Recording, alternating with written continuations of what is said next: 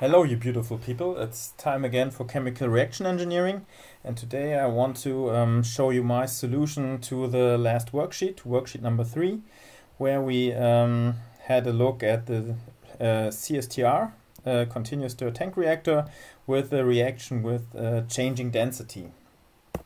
So I ask you to upload your answers in the email room, and so with the data of Wednesday, I already had 6 answers, and so I think the results are quite good. So I'm quite happy with it. So most of you got along with the results. So yes, I think only the last question was a little bit difficult, but I will give you my solution, and then you can have a look at it again. So what was the worksheet about? We had continuous stirred tank reactor. Maybe I have to switch to laser pointer. And I said to you, okay, we want to produce a mole flow of component C of 30 kilomoles per hour. The conversion rate should be 80%, and we know the inlet concentration, 20 kilomoles per cubic meters, but we didn't know the volume flow, and yes, we didn't know the volume size of this reactor. The reaction that we had was A reacts to 0.5 B and 1 mole of C. We had a first order reaction, so quite simple. The rate constant was just 1 per hour, and yes, basically that was all the information that I gave you. And so first question was calculate the mole flow n dot A0 of component A at the inlet, and calculate the volume flow the volume flow at the inlet. And here I put you equation that might be helpful for this question. Okay, yeah, how to solve this? We had the reaction. Let me have a look here. So it was said that the concentration of component C at the inlet was 0, so no component C is entering the reactor. That's why we can say, okay, our volume flow of component C must be created from component A, and this means we have a mole flow, so at the inlet n dot A0 minus the outflowing component A, and yeah, here we know the value, and this we can write as n dot A0 times the conversion of our component A. So we are using this equation here, and then it's quite simple. We know our conversion, we know our mole flow of component C. So we can just say n dot A0 is n dot C divided by XA, and that was 30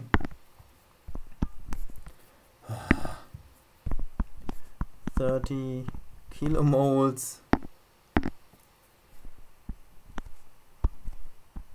per hour divided by 0.8.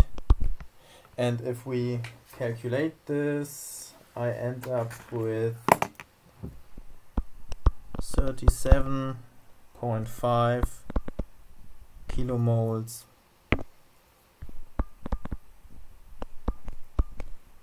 per hour. So calculate this mole flow. This is done already. And then we had to calculate the volume flow at the inlet. And if you remember this, the concentration is just defined as the mole flow divided by the volume flow.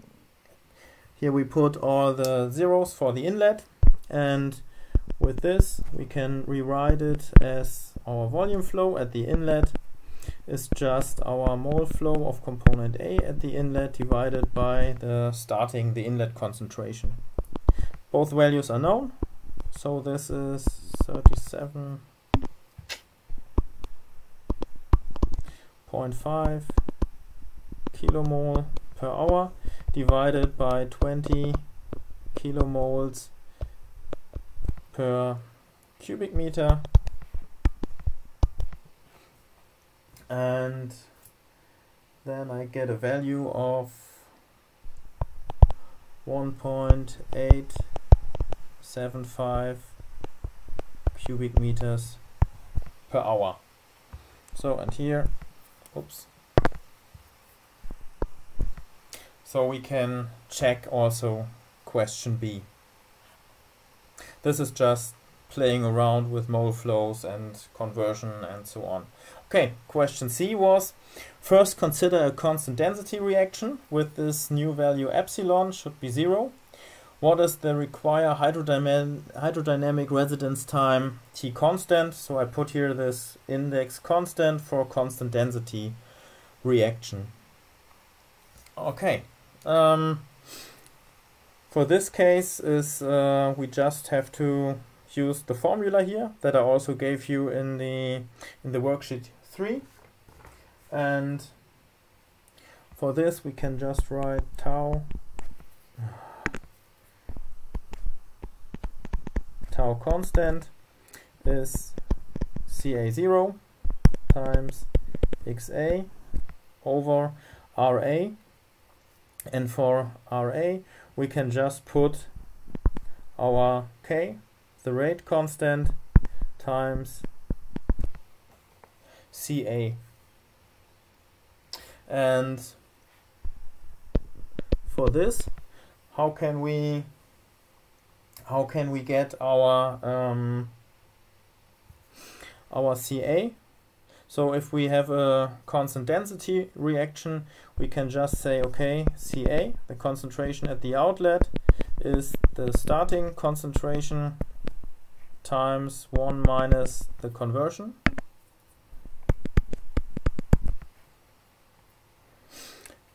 And if we just put this, if we insert this here, then our Ca0 cancels out, and then we have Xa over K times 1 minus Xa. Then we have 0.8, 80% conversion. Our K is 1, and then 1 over hour, and then in the brackets we have 0.2. Then we end up, so 0.8 divided by 0.2 is 4. Then we have here a residence time for constant density reaction of 4 hours. And hope you remember this, or it's written there. Our tau is the same as the reaction volume divided by the volume flow at the inlet. Since the volume flow is not changing, it stays the same. But now we have a easy way of calculating our reactor volume. So this is just I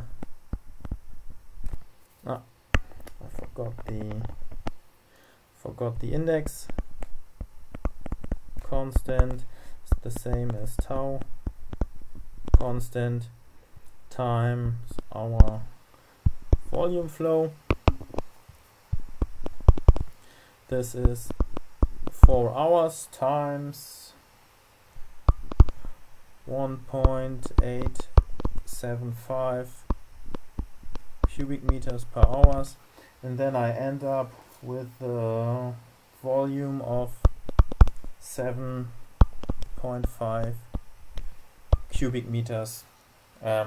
If we say, okay, we assume that this reaction takes place with no change in density, which is wrong, but maybe people do something wrong. Okay, so D we can also check right now. Okay, next question was that we want to consider the change in density, and here we have this epsilon should be 0.5, and now it's the question what is the correct residence time. And yes, so the equation that we can use here again, so this is valid for all cases. We need this this equation number 12. So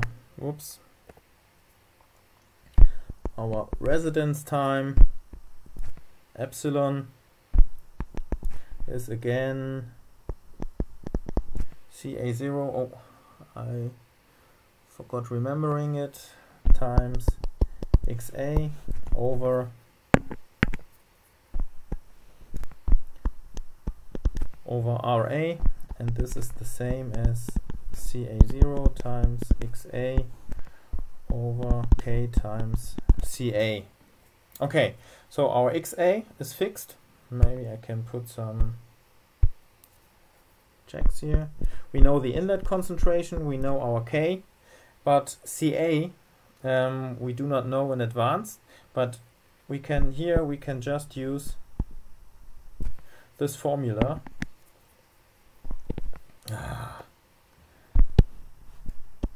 We can just use this formula here,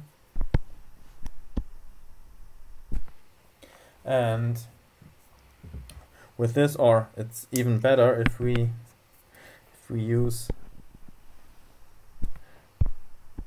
this formula here. So then we can see that our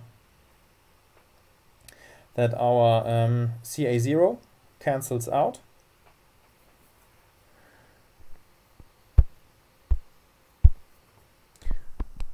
This means we have here XA, then 1 minus XA, the other way around. Okay, so it should be 1 plus epsilon A XA, and below it 1 minus XA and K times this. Okay.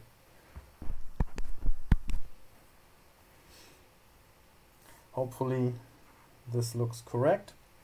And then we can put in our values. Conversion is 0.8, 1 plus 0.5 times 0.8. Then we have our rate constant. The rate constant is 1 hour. Oh, it's yes, hour to the power of -1, and then 1 minus 0.8 is 0.2. Okay, and then if we calculate it, this should be 5.6 hours. So it should be much bigger than the residence time we calculated for a constant density reaction. So this means here we need 5.6 hours. So this is our new residence time, and now we can go for the volume. This is quite simple. So the volume epsilon is just tau epsilon times the volume flow. Okay, this is 5.6 hours times 1.875 cubic meters per hour, and then I end up with 10.5 cubic meters. Okay, we can check this here. 10.5 cubic meters is the new reactor size, so it's 3 cubic meters bigger than the first assumption. So if you remember, here we had 7.5 cubic meters, and now it's 10.5 cubic meters. Okay, so this is the correct sizing.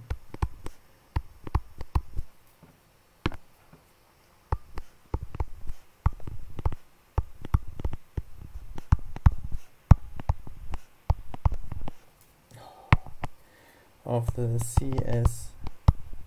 CSTR.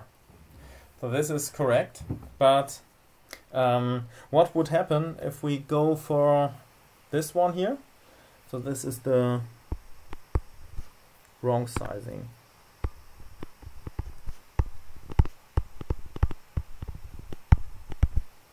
This is the wrong sizing. I can't read this S here. This is the wrong sizing. What would happen if we build a CSTR with a residence time of 4 hours and a volume of 7.5 cubic meters? What would be the result of this? And this is question G. Calculate the mole flow N.C at the outlet of the reactor if the wrong volume V const would be chosen. Okay, so what does it mean? We would now go for the residence time, and this would be equal to the volume flow 0 and the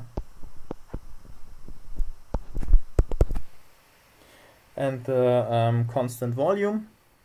So this was 7.5 cubic meters and our volume flow is 1.875 cubic meters per hour. And so we don't know that we did something wrong. We would operate it with the volume flow that we assumed to be true, 1.875 cubic meters per hour, and we had here our old reactor volume, and this would result in a residence time of 4 hours. We calculated this already here in question C. So this is 4 hours, and this should be equal to this formula here.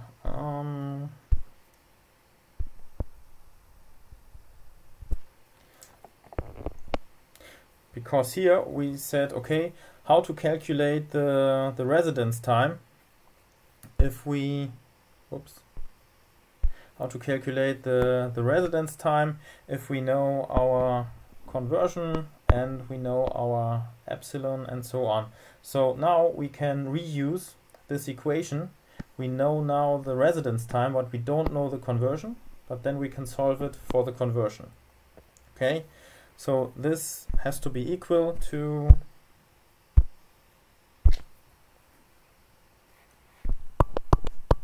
XA times 1 plus epsilon A times XA over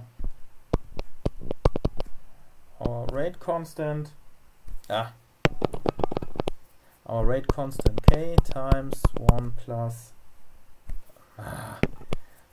minus XA. Okay. So we know nearly everything. We can rearrange it, so we can now say, okay, 4 hours times this K times 1 and then times 1. Okay, this should be equal to, now we can solve for the brackets, XA plus XA epsilon XA squared. So here we have a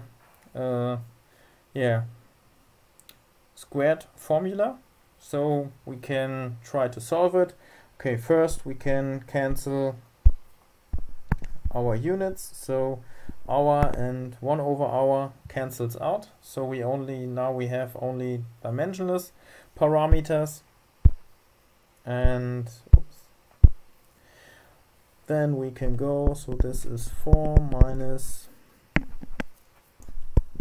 4XA is the same as XA plus epsilon A XA squared. Okay, then we had here, well, we can put it on this side, So let's say, okay, this should be 0. Then we start with epsilon a xa squared. This 4 minus 4xa and this 1 times xa adds up to 5xa minus 4. And we know epsilon a is 0.5, so we have to double all this. So 0 is xa squared plus 10 xa minus 8.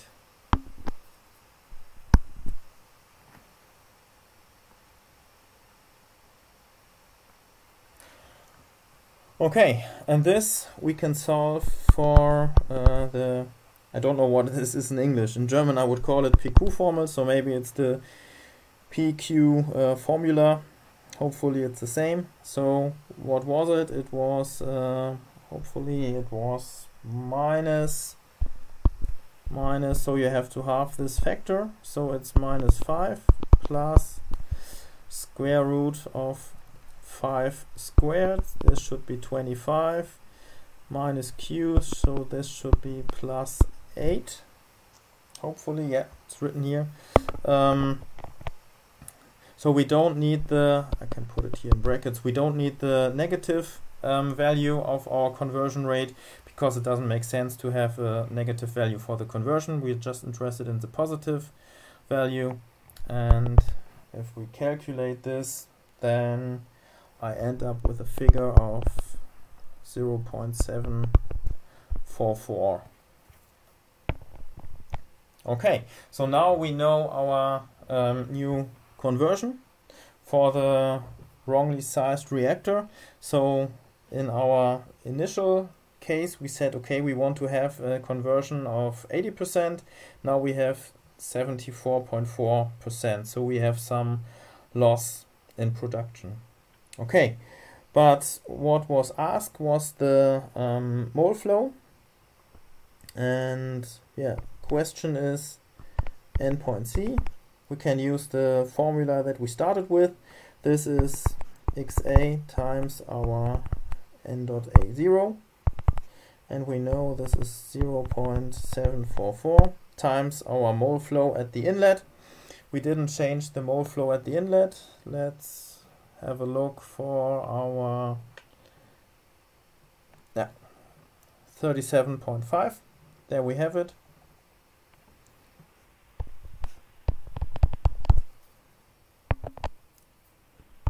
(37.5 kilomoles per hour), and then we had a new production rate of 27.9 kilomoles per hour. And if you compare it to our desired production rate of 30 kilomoles per hour, this would mean that you have a loss in production of minus 7%. And it's not dramatic, but if you lose 7% of your money, so it's still something to worry about. Okay, so hopefully this helps you a little bit with our new topic, the change in density. And yeah, so the next worksheet will be again about changing density, but next time we will have a look at the plug flow reactor. So we want to have changing density reaction with a plug flow reactor. And yes, okay, thank you for your attention, and yes, stay healthy.